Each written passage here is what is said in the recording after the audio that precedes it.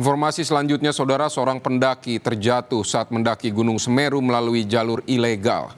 Usai pencarian 5 hari, korban berhasil dievakuasi tim SAR dalam kondisi selamat. Cakra, seorang pendaki yang sempat dilaporkan hilang saat mendaki Gunung Semeru, akhirnya berhasil ditemukan tim SAR. Cakra ditemukan setelah terperosok ke jurang sedalam 375 meter. Meski sudah ditemukan, namun Cakra tak bisa langsung dievakuasi. Tim harus menggunakan sistem tali untuk proses pengangkatan dari dasar jurang. Proses penarikan dilakukan secara bergantian dan memerlukan kewaspadaan, mengingat medan terjal dan curam. Korban kemudian ditandu menuju posko untuk menjalani pemeriksaan medis.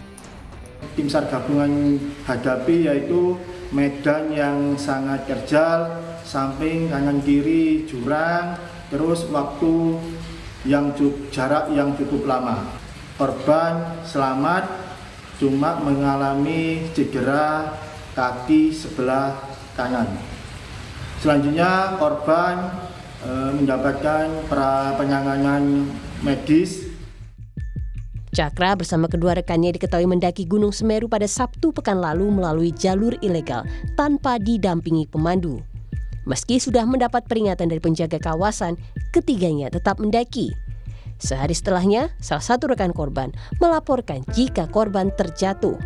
Pencarian pun dilakukan hingga akhirnya korban ditemukan 3 hari kemudian. Muhammad Yawan, Kompas TV Malang, Jawa Timur.